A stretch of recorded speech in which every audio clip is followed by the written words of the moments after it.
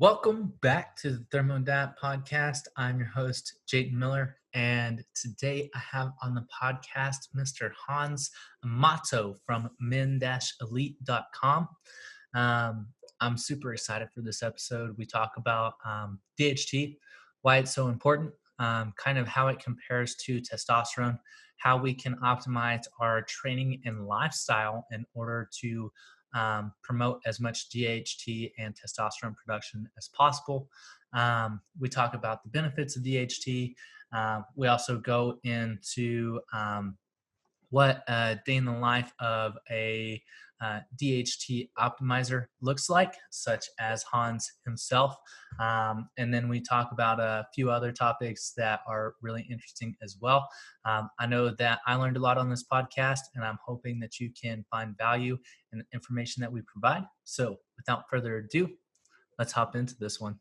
Welcome back to the Thermo Diet Podcast. I'm your host, Jayton Miller, and today I have on the podcast Mr. Hans Amato from Men Elite. How you doing today, Hans? I'm doing good, thanks, and you? Doing well. So for the listeners out there who might not know who you are yet, do you mind kind of giving them a brief background and kind of where you're coming from? Yeah, sure. I'm a researcher, experimenter, exerciser, writer, basically. So yeah, my main focus in life currently is just training, nutrition, optimizing health for longevity. I'm not focused on the short-term, long-term aspects, researching obsessively to find really what would be the best effect for longevity, contrary to what might be out there. And I guess that will be it. Awesome. Heck yeah. How did you kind of get into the sphere of metabolic health? Well, I was always interested in training, but then I came across the Ray Peat forum. I came across Ray Peat's work. And because I was familiar with how to optimize your androgens, such as you need a certain amount of saturated fat, cholesterol, carbohydrates, it was kind of like easy for me to understand what he was saying. And it made a lot of sense, but obviously Peat wasn't focused on bodybuilding per se. So, you have to integrate different aspects of his approach, and then also how to optimize bodybuilding in a way, but still, get the best to optimize your longevity in a way. So that's basically when I really started focusing on the metabolism, because before then I wasn't really focusing on longevity per se. But then, if you really break it down, you have to research the metabolism all the way down to the mitochondria. And then when you can understand like how energy is made, then you can understand how to optimize the metabolism and everything that falls into that, such as proper glucose oxidation, using things like methylene blue to enhance the electron transport chain, using ethyl pyruvate to enhance pyruvate dehydrogenase, just to ensure, glucose oxidation is optimal. You've got that CO2 and ATP production going. And that will basically is the foundation of having an optimal metabolism. And that will ensure that you are kind of like having an optimal state of health. So your brain will be working well, your body will be working well when you're doing exercise, as well as your recovery, and that will help you to live longer, as long as you're not being overly destructive with the way you're training. Definitely. So your website is absolutely phenomenal. Like, you have all kinds of information on there. So for the listeners out there, definitely go check out menelite.com. And it's men-elite. Yeah. men-elite.com. Definitely go check out his blog. But one of the things that you talk really well about is DHT. So can you kind of give us like a short definition of what DHT is and kind of how it compares to testosterone? Okay. So DHT is considered to be the more stronger version of testosterone. And the reason why they say that's because it has a much higher affinity for the androgen receptor, and it stays on the androgen receptor much longer than testosterone. And it also can't be aromatized. So in a way, it's much stronger in terms of activation and retention. And when it comes to being androgenic, you want the activation of the androgen receptor. So obviously, you want to have optimal androgen receptor levels as well. But the thing is, like, DHT can enhance the androgen receptors. So DHT is responsible for many of the benefits of testosterone. And there's many studies that show that if you block the 5-alpha reductase enzyme, you lose many of the benefits of testosterone. For example, DHT is involved in cognition, so it's necessary for working memory. It activates or enhances the NMDA receptor in the brain that's needed for focus and that long-term potentiation of the brain. It also has benefits of neuroprotection and protects against neurodegeneration. And it also actually promotes neurogenesis. So in many ways, it's very good for the brain as whole. And that is dependent on DHT, because if they can give you testosterone and aromatase inhibitor or a 5-alpha reductase inhibitor, and they find that if they block the production of DHT, those benefits go away. So many of the benefits of estrogen and DHT might actually overlap a little bit, but there's obviously some discrepancies. For example, both estrogen and DHT might increase dopamine, which gives you that motivation and reward aspect. But then also estrogen enhances the breakdown of dopamine. So now you have higher dopamine and quicker breakdown. So you need more reward constantly. So they found that women are more prone to drug addiction and escalating the dose much faster than men are. So if you get a rapid spike in dopamine, but it's broken down quickly, you have to get that rapid boosts continuously. Whereas DHT can boost it and keep it high. So your basal level will stay higher and you will feel good constantly. And you need that DHT for that reward, where I can describe it like this, where just your motivation in life becomes a reflex instead of something that you have to think about. So if your DHT is high, you will automatically, reflexively make a decision like, I want to go work on my business. I want to go and make money. So reflexively, that's going to push you in a positive direction, not necessarily an addictive drug direction. So in a way, DHT just makes men work better. So it is also anti-anxiety. It inhibits cortisol, the CRH in the brain. So that helps against stress, neuroinflammation, keeps you calm. So now you're in a much calmer, confident state, ready to focus on your goals. So I would assume that's kind of like what most men would want. Definitely. Andrew Huberman, he is a neurobiologist at Stanford. I believe it's Stanford. And he says that testosterone and DHT tend to make effort feel good. And he also talks about how dopamine is not necessarily a reward measure, but it is a measure for motivation and kind of giving you that feel-good feeling whenever you're in the process of getting somewhere as well. So I like that, definitely. Yeah, for sure. So whenever it comes to kind of training and lifestyle factors for increasing DHT production, what are some of the typical recommendations that you have for that? Well, first of all, for DHT, I would focus on, when it comes to the diet, just make sure you optimize your testosterone. That will be the first step, because the DHT is converted from testosterone. So you want to make sure your testosterone is high to ensure good conversion rate. But then you also have to eliminate everything that might inhibit that conversion. So things like polyunsaturated fats, saw palmetto, green tea perhaps, a few even medicinal mushrooms might have strong inhibitory properties. So I know a lot of people will rather take something like lion's mane because it boosts BDNF and is supposedly good for the brain, but then it inhibits DHT, but they would rather do that, because I think the boost in BDNF would be better than the loss of DHT, where I don't feel the same way. So optimizing your testosterone is key. So that goes for optimizing your micronutrients, your macronutrients, making sure you get the carbohydrates, and also zinc, like that's an important thing from your diet. And there is studies, in vitro studies, that would show that high doses of zinc can inhibit 5-alpha reductase. But if you look at the in vivo human studies, they've taken really high doses. I think it was like 250 milligrams for quite a long time, and their DHT went up, not down. So even if it might have a slight inhibitory effect in vivo, your DHT is still going up from that boost in testosterone. So if you want to eat a lot of oysters, most likely your DHT will go up. So just make sure that you can focus on increasing your testosterone. So everything that goes in line with that, and that will enhance the conversion to DHT. And then obviously you can take specific things that can enhance the conversion, like boron, or things that increase NADPH. That converts, that's a cofactor for the 5-alpha reductase enzyme. So things like vitamin B1, niacinamide can help to produce NADPH. Obviously, making sure you eat enough glucose, glycine, caffeine, and a few other things can help to upregulate DHT. But the most effective thing that I found, and that a lot of people have told me that worked for them, was just simply to do sprints.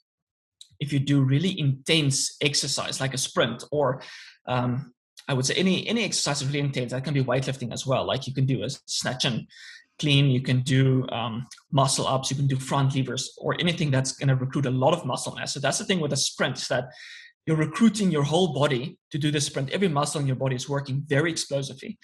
And if you do it correctly, like between 20 and 40, maybe even 50-yard sprints, you will be maximally activating all your muscles. And that's what you want when you want to boost your DHT production. If you go any longer, you will quickly start to fatigue your body. So you want to focus on short distance, short duration, focus only on using that creatine phosphate stores. Then you stop the sprint, you go back, rest, make sure your heart rate's going back to normal. It shouldn't stay elevated, maybe 2 to 3 minute rest, and then you can do another sprint. And once you start to fatigue too much, where you can't maintain that intensity, then it's important to scale down from that activity and rather rest, because then you're using up most of your glycogen. Then your cortisol and stress hormones will start to kick in to create more glucose. And then you will, as your exercise performance goes down, obviously, you will start to mobilize more free fatty acids, which is not what you want. You want to focus mainly on that creatine phosphate stores and glycogen stores to support your energy expenditure when it comes to sprints. So the beautiful thing about sprints is that it doesn't only activate the production of testosterone, DHEA, and DHT in the muscle, but it also, I forgot what I was going to say. I was going to leading to, I think what I want to say is that exercise, if you increase DHT, that DHT specifically is responsible for, DHT has been found to activate or boost force production in the fast twitch muscles. So the more DHT you have, the more fast you could, force you can exert, and the faster you can sprint, and the more DHT you can produce in turn. So it's been found that if you block DHT, you get less force production, you get a drop in insulin sensitivity, and because the DHT helped you to utilize that glucose better. So the sprints will help to optimize your glucose oxidation in turn, and if your glucose oxidation is optimized, you will be able to be more explosive and create more DHT. So this whole thing comes down to, the way I like to say, it's the foundation of everything is making sure your metabolism and glucose oxidation is optimal. If that is optimal, you will be able to do things like sprint that will optimize your DHT. So for example, if your metabolism is suffering and you're not oxidizing your glucose or fats, you're just not producing energy sufficiently, then your body can't create that testosterone, it can't convert that DHT, and your cells won't be able to respond as effectively to those hormones. So it's not as important to boost these hormones as to focus on your metabolism first. You don't want to be a sick person and start doing sprints, because you might not be able to do that force production. You might not be able to recover from that activity. You must first boost your metabolism to a point where you can start to create a demand and then meet that demand with nutrition. So that's my approach, is that you make sure the metabolism is working optimally first, and then you can start focusing on all the other things. But because that, if you improve your metabolism, all those other things will improve as well. So for me, it feels like, let's focus on the most important thing first, which is the metabolism, glucose oxidation, instead of let's just give you some glycine and caffeine to increase your DHT, or Protea superba, or whatever the case may be. Yes, it might temporarily help with your sexual function, but fixing the glucose oxidation, which will help every aspect of your life, is more important to me than focusing on your DHT. Definitely. So what are some of the signs that someone is going over that stress threshold or isn't prepared yet to undergo that kind of stress? I would say you have to test yourself. So you can do some form of activity, and then based on the symptoms that you experience, you decide the frequency that you're going to do that with, the intensity, the volume that you can do that exercise with. So a few of the symptoms that you can look out for is like, how do you feel afterwards? Like, is your muscles really sore? That's understandable if it's a new stimulus, you can just adapt to that stimulus. But one of the simplest signs is that you feel off. You don't feel as energetic. You feel a little bit of brain fog. You feel you have the sniffles. That's a sure sign that you got some gut permeability and you absorb some endotoxins, and that's causing sniffles. You got sound sensitivity, you got light sensitivity in the eyes, which is basically signs of serotonin. So it's inflammation. And again, this kind of like, it's too reductionist to say it's an increase in serotonin, because that tryptophan can go through a variety of pathways. It's not just serotonin, but also the chironin pathway that can create the overactivation of the NMDA receptor, which creates that sensitivity. So it's just you're destroying, being too destructive to your body can just create an overall reduction in every aspect of your life. So you just have to focus on, let's be sensitive and see which aspect of my life is being affected negatively by the stimulus that I'm giving my body. So I've with all the people that I've worked with, when I give them something that optimizes their glucose oxidation or their metabolism, let's say you give them aspirin or methylene blue or vitamin B1, they feel they can perform much better. So the worst of someone is the much better they can feel they can perform better with these supplements that support their metabolism. So that can also be an indication of how much you can train and how you can adapt to that training. Because it's not necessarily how hard you can train because you can push yourself, but how you can recover from the training. You can't just sprint every second week and expect positive results. You can't be recovering for 2 weeks. You have to be able to sprint even every day if you're in a really healthy state, if your nutrition is on point. Yeah. So what would you say an average day of DHT optimization looks like for you? Well, okay. So starting in the morning, starting the night before, obviously proper sleep. So you wake up after your night of very restful sleep. You preferably make yourself something. What I typically would do is I get myself some milk, honey, throw in some coffee, which would be about 100 milligrams of caffeine, I think. Then I go outside in the sun and drink that in the sun. So I get that sunlight, that near infrared in my body that is optimizing my cellular function, and just, getting everything ready in the day. Like near infrared is the most abundant versus the UV in the first half of the day. So that near infrared then obviously helps to structure your water in the body. It enhances cellular function. It increases the antioxidants in your cells. So it just makes you just better overall. So then after that, I don't take a lot of supplements, but then I would basically start working and I would continually fuel myself during the day. So that would be typically I tend to listen to my body a lot. So some days I might want to drink more milk. Some days I would want to eat more meat. So if I don't feel like I want to eat more meat, I just drink more milk with honey and coffee. Sometimes I might take a little bit of aspirin depending on how I feel. And lately I've been taking much more methylene blue, like 20 milligrams. I'm experimenting with that. In the past, I did a 60 milligram methylene blue experiment. Then I stopped and I started again just to see the effects on my body. And I definitely feel much better energy at that dose.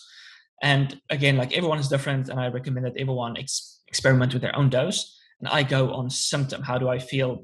Is this supplement really, taking me to where I want to be? And then I'm not going past that dose.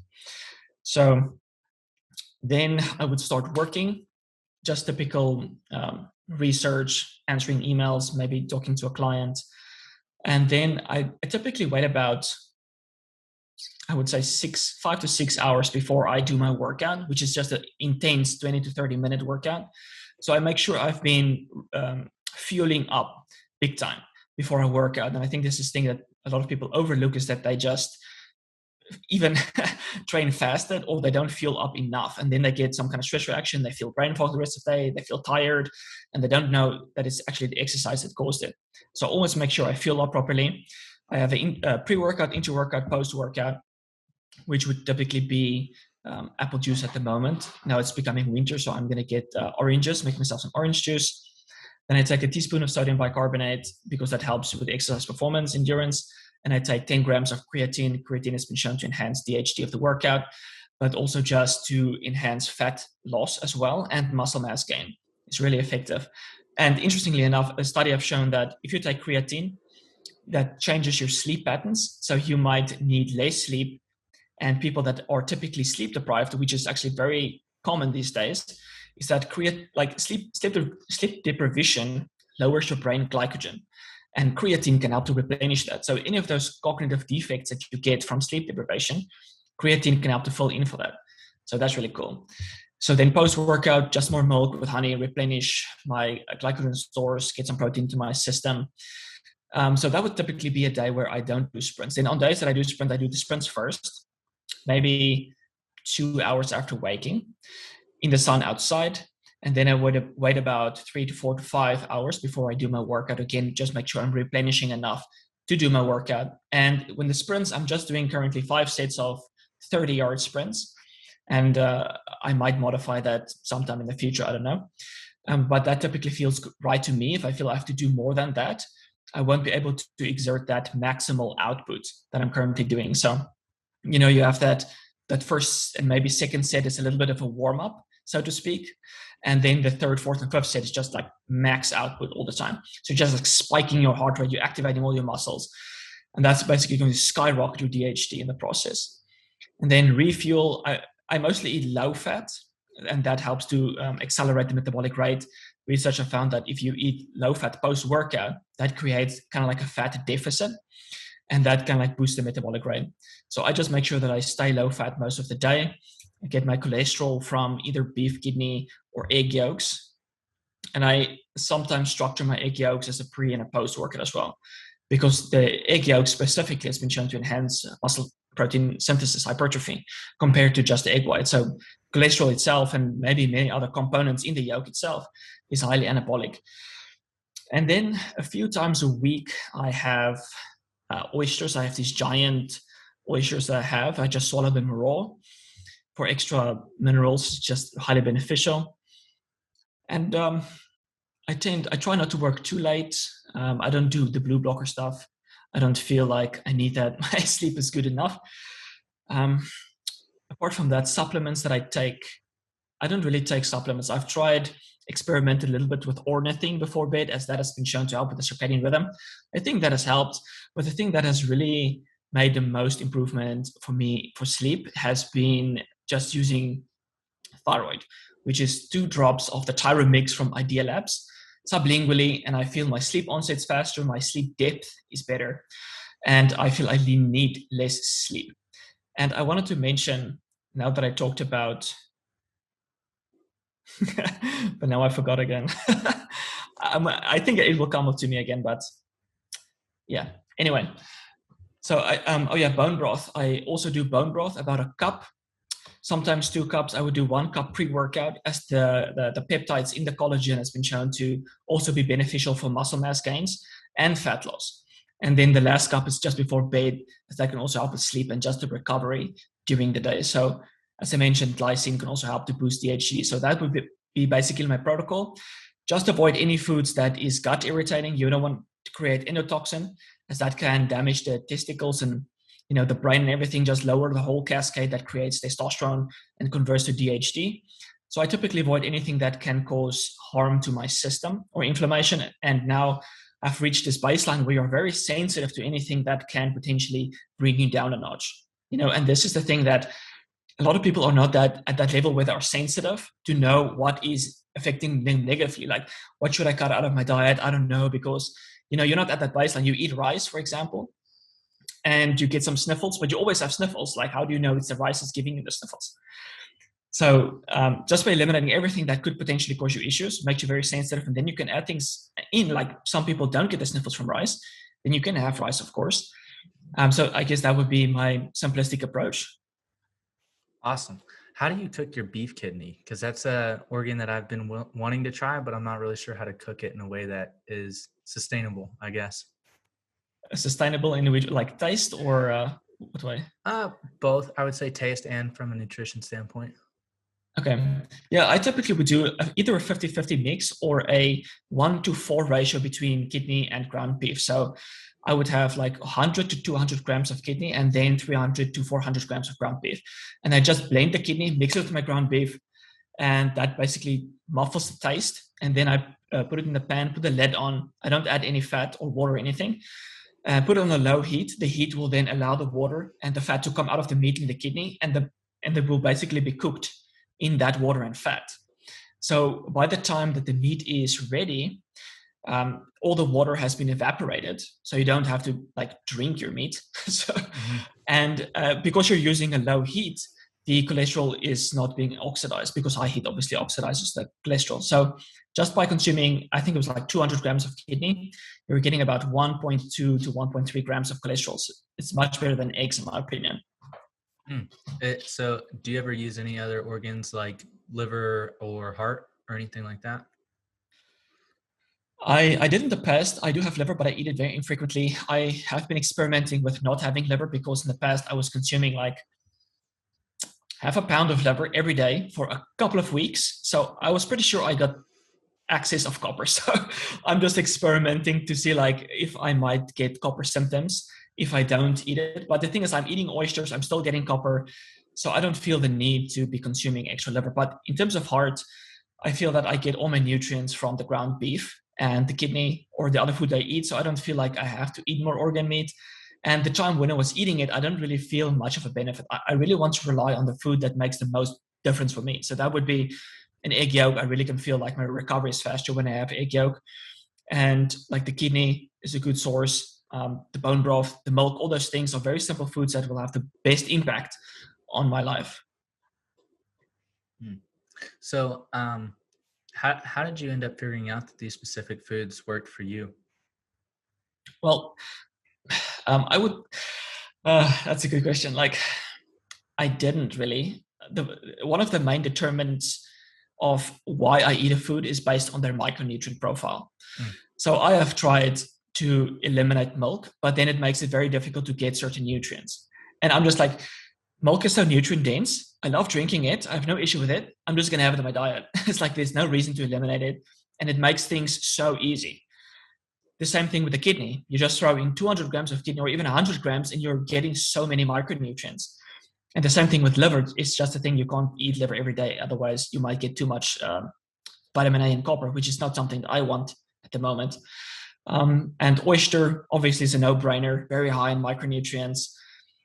And then I also go on cravings, as I mentioned. I sometimes drink up to 5 liters of milk a day, and that's all I consume. And sometimes I would have only 2 liters and have much more meat. So sometimes I crave something more salty and beef, then I have that. Sometimes I don't, and I don't have it. So I just basically make sure I consume a certain amount of calories, make sure I consume a certain amount of protein, carbohydrates, make sure my carbohydrate to protein ratio is about 1:3, 1:4. Just make sure I want to get my RQ, that CO2 production really high at the moment. Like that's really helpful for healing, regeneration, blood flow, anti-inflammation. So that's basically how I decide to eat things. I first look at the micronutrients. Do I enjoy it? Does it make my life convenient? I guess that's that. So what are you drinking raw milk right now? No, sadly.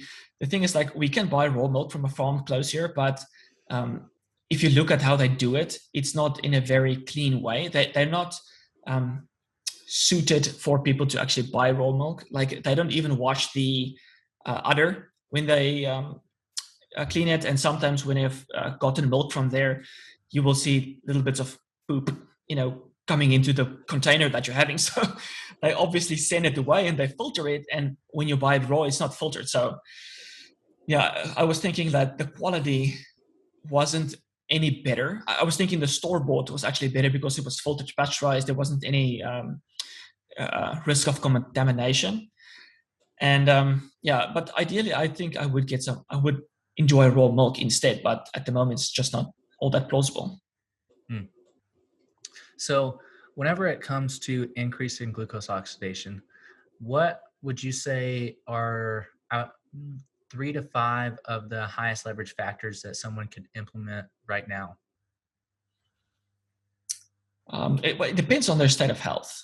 So I would say just eat more glucose. That's the simplest way to upregulate, because glucose is one of those factors. It's the only macro that can upregulate its own synthesis. There's many studies that show that glucose intake correlates with glucose oxidation, whether it be 200 grams or 600 grams. You're going to be oxidizing almost all of those carbohydrates in that day that you consume it. So your RQ will be very high. And only about even though de novo lipogenesis might be upregulated from all that carbohydrate, it's still about creating 5 to 10 grams of fat, which is a very small amount. And it's not like you're going to get fat from that amount because your metabolic rate is faster from all that carbohydrates that you're eating. So what was the question again? Sorry, I think I got lost track. 3 to 5 high leverage factors for increasing glucose oxidation. Sorry, man. Good. Okay, so just eat more carbohydrates. Then obviously the next step would be just make sure your stress is low, because stress then messes with the glucose oxidation. So if your stress is high, that's going to inhibit pyruvate dehydrogenase. It's going to mobilize free fatty acids. That's also going to inhibit proper glucose oxidation. Just make sure your stress hormones are low, and you can do that with like aspirin. I really like aspirin, but you can do it with other adaptogens as well, such as phosphatidylserine, rhodiola, ashwagandha, or whatever the case may be. And then you can use factors that upregulate glucose oxidation. I really like vitamin B1. Thyroid, I have to make good choices here. And I have to include methylene blue, but I also really want to include caffeine. So caffeine is just a really good booster of the metabolism. And for those people that get jittery from it, you can just take like theanine is being shown to really help to combat that. So I myself never get any jitters from it, even if I consume really high amounts. So you can actually see it as the energy matrix, because all of these supplements will act on a different area, and you want to optimize every single area of your glucose oxidation. So first, like I mentioned, you want to inhibit axis lipolysis so that the fatty acids is not inhibiting glucose oxidation. Then you want to make sure the pyruvate dehydrogenase is upregulated to make sure that you're using your glucose correctly. So that would be magnesium, vitamin B1, and niacinamide, vitamin B2. Alpha-lipoic acid can also help with the half-life. It's very short. And I really like Pyrocet from Idea Labs. It contains ethyl pyruvate. And the ethyl pyruvate is much stronger than calcium pyruvate, which you typically get from some place like bulk supplements. I have experimented between the calcium pyruvate, ethyl pyruvate, or at least Pyrocet, and I've always felt that the Pyrocet is much stronger. And if you look at the studies, it shows it's about 10 to 100 times stronger. And also my hypothesis is that it can enter more tissue than the calcium pyruvate, because there was a study when they compared I think it was sodium pyruvate with ethyl pyruvate in the brain. The ethyl pyruvate upregulated glucose oxidation in more areas of the brain than the sodium pyruvate. So it's stronger and more effective. And I just feel the Pyrocet much better. I feel this clean energy, and I feel calm whenever I use it. So I would always recommend rather using the ethyl pyruvate compared to the calcium pyruvate. Then in the Krebs cycle, did you have a question? That actually makes a lot of sense. Like, do you think it's because there's a lack of ionic exchange, so the ethyl pyruvate can get into the cell more easily? That could be. I don't know. Perhaps just if the ethyl part is just allowing it to have a longer half-life. So in that way, it can also, allowed, so to speak, to enter the cell more effectively. In some ways, it's not. I don't know why exactly it's better, but I just feel it's better. Awesome. Sorry. Please continue. Yeah. Okay. So the next step would just be the Krebs cycle from pyruvate dehydrogenase, and it's the oxidative stress that's the main thing that inhibits the Krebs cycle, because it oxidizes some of those iron clusters, enzymes. So then, for example, the citrate, the aconitase is the enzyme that converts the citrate to the next one. So if that enzyme is being oxidized by oxidative stress, then the citrate will enter exit the mitochondria and be used for de novo lipogenesis. So that's when you get, intramuscular fat accumulation, fatty liver, or stuff like that. So just to make sure you lower the oxidative stress can ensure that the Krebs cycle is spinning faster. And one of the enzymes is also requires NAD. So just to make sure your NAD to NADH ratio and the FAD to FADH ratio is high, so the Krebs cycle can turn. And this is where DHT is also beneficial, because DHT upregulates pyruvate dehydrogenase, aconitase, and complex 2 of the electron transport chain. And DHT also upregulates cytochrome C. So those are involved with the electron transport chain. So then after the Krebs cycle, you get the electron transport chain, which is kind of like the last step when it comes to energy production. And for that, I typically would like methylene blue if I have to choose just one. And then you can obviously combine it with red light, because that also helps with the cytochrome C and just general structure of the cell and energy production. And a few other compounds would be succinic acid is good for enhancing complex 2. You get vitamin K, the MK4 version, helps with complex 3. You get the dihydroascorbic acid, which helps with complex 1. So if you combine the ascorbic acid or dihydroascorbic acid, because it can be recycled, with vitamin K and methylene blue, and perhaps even succinic acid, that's a massive combo, then you can completely like support the electron transport chain if there is really defects going on. So that would be kind of like the major things that I focus on, and obviously just avoid the polyunsaturated fats. And this also counts for the omega-3 because they can be incorporated into the cardiolipin, and the cardiolipin are those fatty acid structures that stabilizes these complexes of the electron transport chain that allow the electron transport chain to work better.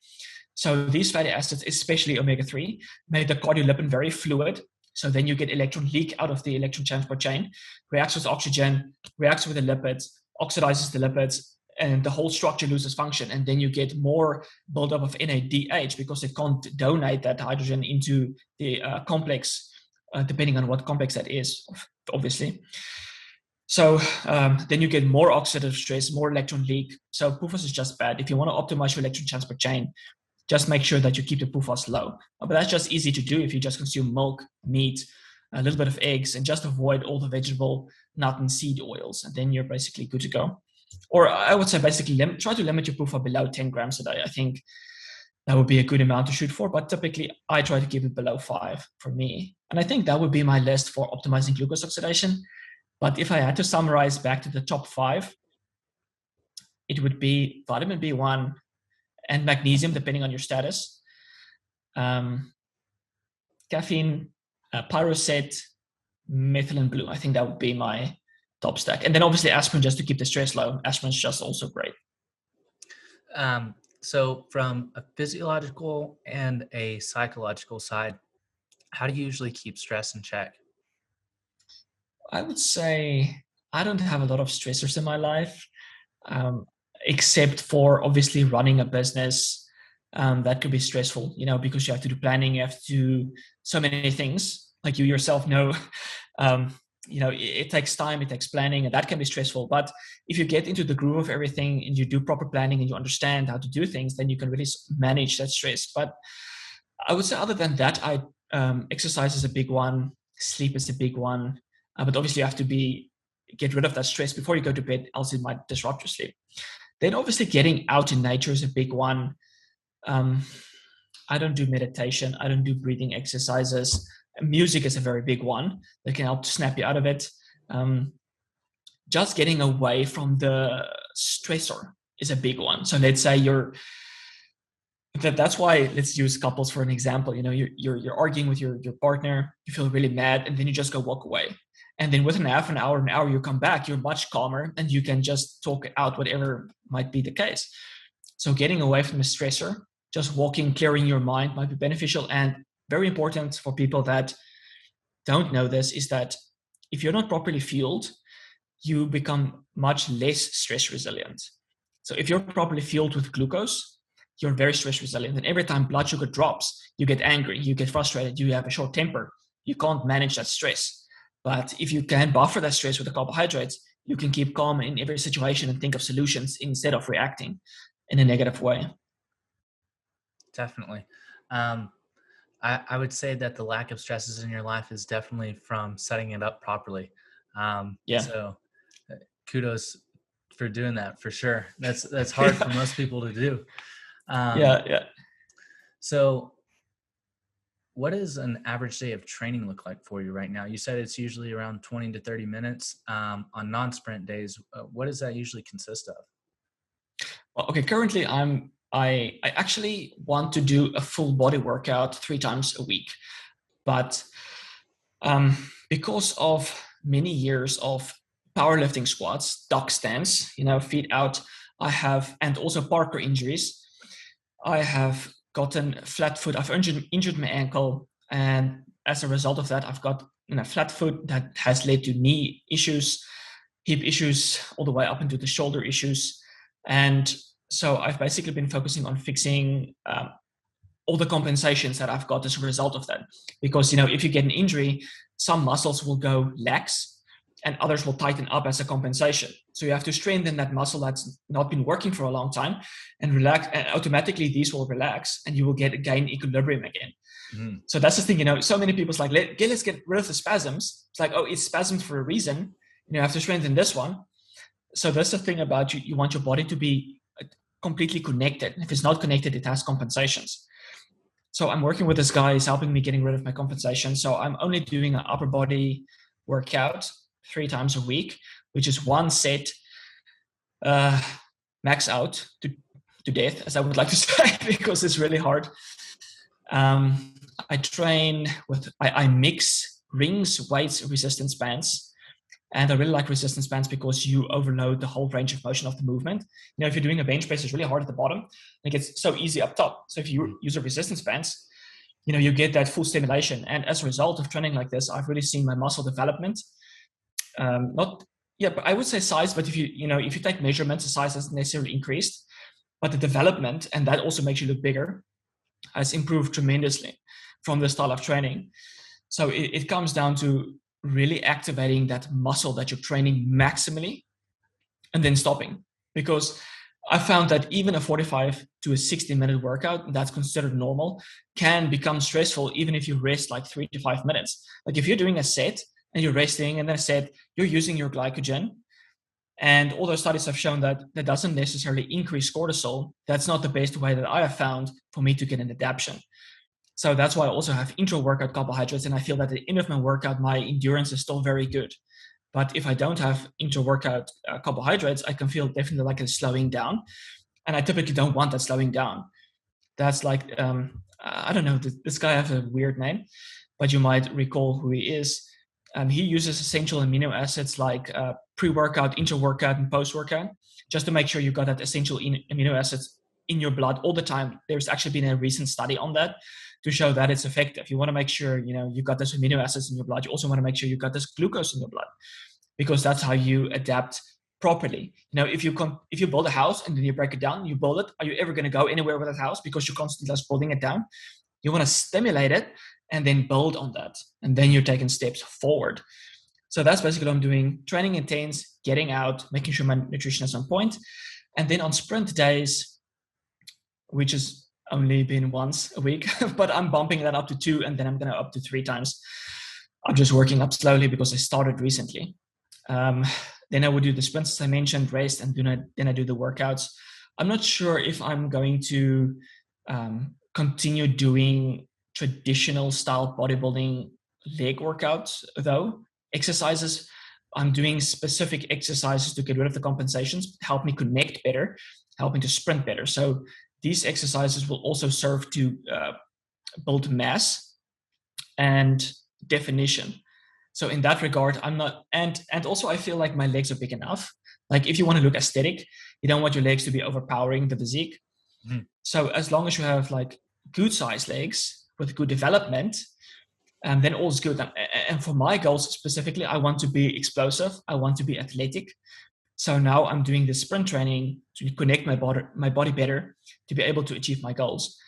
So I think that's basically my workouts. And I really like to focus on the compound style workout. So instead of doing a bench press, I'm doing push-ups on rings where I have a weight belt and the weights hanging down from my chest and also the resistance band around. So my whole body is being activated when I do the exercise. It's not where on a bench, the whole body is kind of like deactivated in an unnatural position where you're benching out. So I like to focus on the compound movements, but I also obviously still do the isolation movements. But yeah, that's basically my workout. Do you mind giving the guy that you're working with a shout out? Is there any places we can go for information as far as those places go? I haven't seen that he has social media or a website, but let me see. His name is Alex, and I'm going to butcher his last name because he's Russian. It's Shmolovich. And I apologize if that is butchering, but I'm going to do a podcast with him soon. And then I'll give his full name, just spell it out for everyone. And I'm going to be talking about his philosophy about training. He's like a professional tennis player. So I'm really looking forward to, because he has a very different approach when it comes to training, when it comes to the nervous system. But just keep in mind, he's not focused towards bodybuilding, but towards enhancing exercise performance. So just as a disclaimer. But yeah, I'm looking really forward to that podcast, just to pick his brain on everything nervous system and how that connects to training. And it's basically some of these things that I've been talking about now.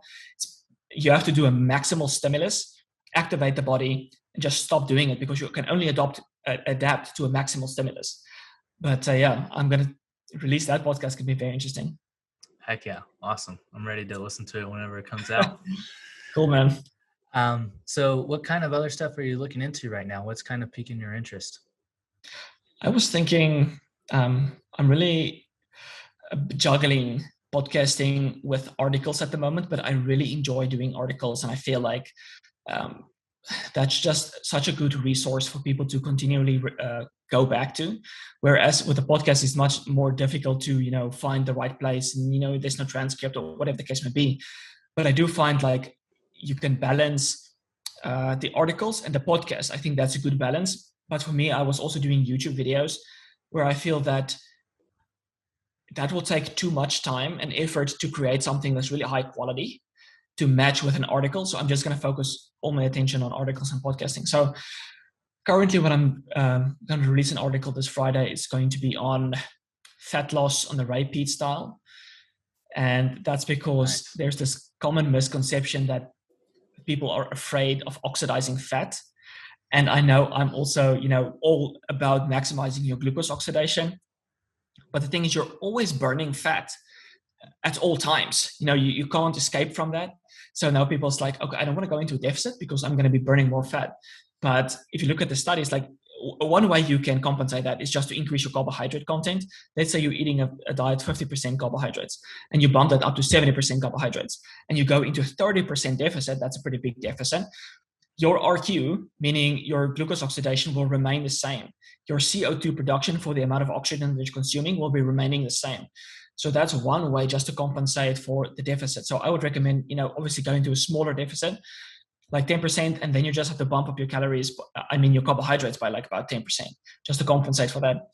So just to make sure you're still oxidizing your glucose, you're optimizing your CO2 production, and then while minimizing the stress from the deficit, obviously small deficit. And then obviously you have to make sure your thyroid's in order. And the thing I'm pointing out in that article is that things that we consider as beneficial, like thyroid, testosterone, DHT, they also promote fat oxidation. Like they stimulate the metabolic rate, promote fat and glucose oxidation.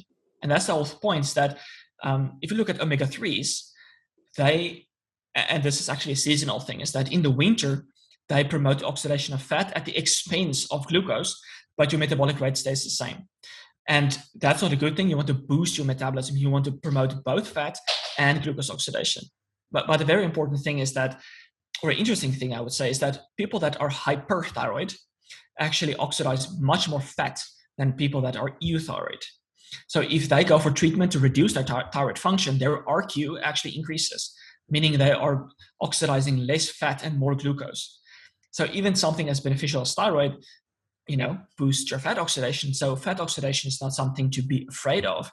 It's just the excess fat oxidation that is problematic, or these people that obviously promote low carb diets or fasting, those things are suboptimal. Definitely. So you said that article's coming out Friday? Friday. And then I'm going to focus on, I was thinking about metabolic rate and longevity, because I know that's also a major misconception where, you have to be cold, you have to be fasting, you have to be caloric deficiting all your life. So I want to do an article on that, but I also want to do one on weed. Is weed really beneficial? And I guess I can talk a little bit about that if that's okay. Definitely.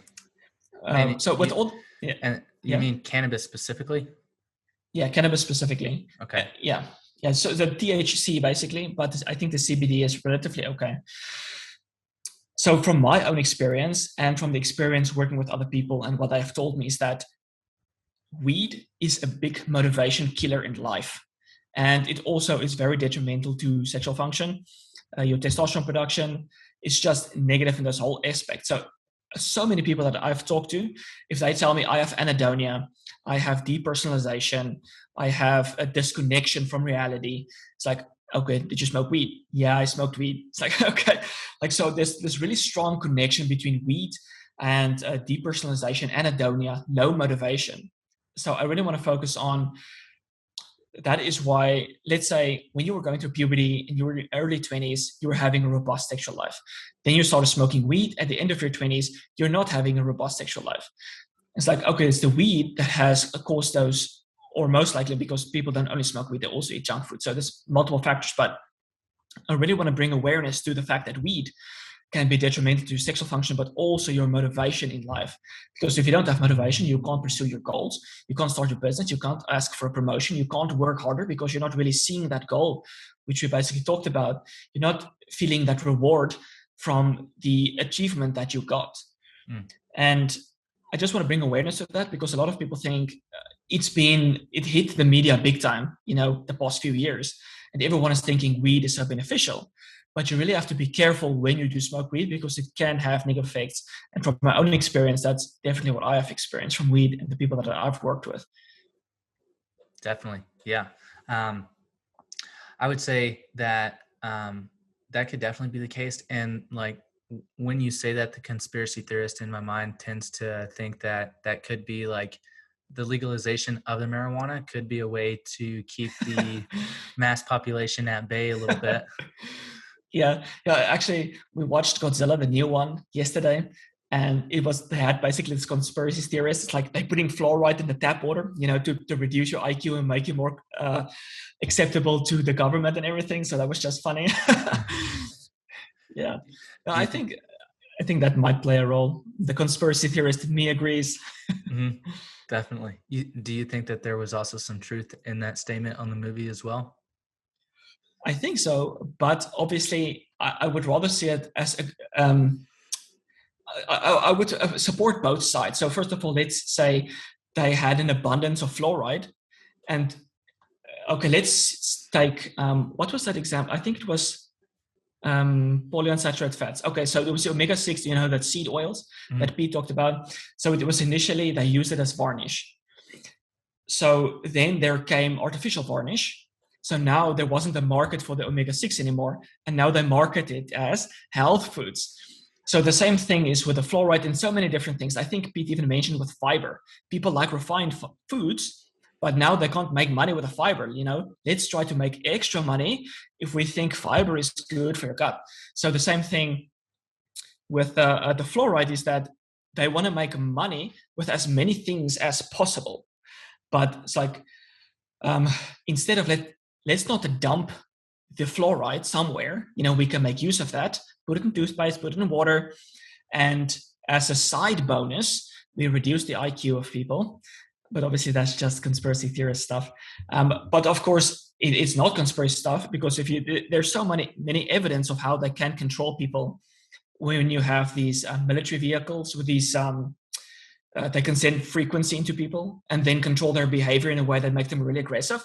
And then after they have stimulated the crowd, they can just spray lithium back into the crowd, calm everyone down. So it's not about conspiracy. It's about how are they really using this technology. And the research clearly states that fluoride is bad for your health. It poisons your neurons, your thyroid, your testes, whatever the case may be. But they're just turning a blind eye because they're making money from it. So I wouldn't say they are inherently evil, which some people are, but they want to make money. Money is a major driver in society. Definitely. Do you think that might be one of the beneficial aspects of music, is just sending those different wave frequencies into people? Perhaps, but also keep in mind that everyone has a different taste in music, so you're not going to get the same frequency. And it's interesting that they have found that the slower music more stimulates oxytocin, whereas the more upbeat music can stimulate dopamine. So you get different effects. Whereas, let's say I like rock music, and I get a nice dopamine boost from that, where someone else might get a nice dopamine boost from like rock music. So it depends on what they like. But it's also been found that I think it was like extreme rock music, or not rock, metal, hard metal, whatever the terminology may be, stimulated cortisol. So it was kind of like a stressor. So I don't know why people, well, now we're going into psychology, but you can feel that anger is motivating you in life. There's different things that can motivate you in life, and anger, fear is major motivators in life. So if you listen to the music, it's making you angry. You're becoming re-stimulated, focusing on your goals. And like, why do you have a certain goal? Let's find the emotion behind that goal. Sometimes it's anger, sometimes it's fear, sometimes you have to find that whatever's motivating you, and why do you like what you like. What would you say is your primary motivation right now? What do you mean, like for what specifically, or just in general? I would say for your business, maybe, and then generally speaking. Well, my main goal was always freedom. So I know there's like money creates freedom. It's just a fact of modern life is that the more money you have, the more likely you are to have freedom. But that's not always the case because people trade their time for money. So you're just becoming a slave to your money. So for me, it was creating freedom, and whatever measure I had to take to get that freedom, I had to do that, but not in a evil way, so to speak. You don't want to do it in an unright, injustice way. You still want to be helpful to people and actually make money in a helpful way. And apart from freedom, then why do you want freedom? It's because that creates less stress in your life. Like you want to be happy, you don't want to stress. You want freedom for that. And okay, so let's say you have more freedom. What are you going to do with your more freedom? Okay, well, now I can be more productive and create even more content for people that can help them. Like that is what I enjoy to do. I really enjoy doing research, creating content, and helping people in that way. But let's say now you're a coach. Now you're still trading your time for money. So that is in a way not giving you freedom. So what are you going to do with your knowledge that's going to give you freedom? So there's different ways that you can do it. Maybe you can write a book, you can be an author and perhaps depend on that for your money, or there's a variety of different ways. Maybe you can even be an investor and make money that way, create your freedom, and then do what you really love to do. Because if you really enjoy what you love to do, you can benefit humanity. Because then you can, let's say you want to make music, then you can make really good music and you're not driven by your producer to produce music. It's like you have a deadline, do this, do that, and then your best self can't come out to create the best music. So if you have freedom, you can do so many good things. At your own time. It's not that you're going to be bumming on a beach. Like I would be bored out of my mind. That's not my goal at all. Like I still want to train, make instructional videos. Let's help other people achieve their goals with androgens, training, health, metabolism, whatever the case may be. So I think that's my biggest motivator. That's awesome. Well, I'm really grateful for you hopping on here today. I want to be respectful of your time. So where can people find you on social media? They already know your website, men-elite.com, all that good stuff. Yeah, I basically have a newsletter. If people want to check that out, they could just go to my homepage, sign up. There's a link, and there I basically announce every time I create new content. So I always make sure I share a lot of great content on there that I never share anywhere else. So you'll always benefit from that newsletter as well. But then if I make a podcast, which would be audio or video or on YouTube, I will always share it there. But if you want to follow me, you can go to my YouTube. Like I always forget the names of my social media. So you can just go to the website. All the links will be there. And that's what, but I would really recommend like the newsletter. That's where I just give all the outlets if I created new content. Heck yeah. Awesome. I know that I personally enjoy Fun Fact Fridays for sure. I always enjoy when that hits my inbox Friday mornings. So great, man. Glad to hear. Yeah. And really thank you for this opportunity to talk with you again. I really enjoyed it. Definitely. I did as well. But sweet. All those you listening, make sure to go check out his website, check out his YouTube channel and his Instagram. I've been enjoying your Instagram recently. Your past few posts have been really good. I enjoyed the thyroid one was really good here recently as well. Yeah, I tend to be a little bit inactive, but when I have content, I try to make it good. Yeah, I don't really, that's not really a major focus for me. But I want to do it more, but it always feels like other things gain more importance over that one. Definitely. Well, Hans, I appreciate your time and we'll talk again soon. It's my pleasure, man. Talk soon. Thanks for listening to the podcast. If you haven't already, make sure to hit the like button, subscribe, and leave a comment down below if you want us to cover a different topic.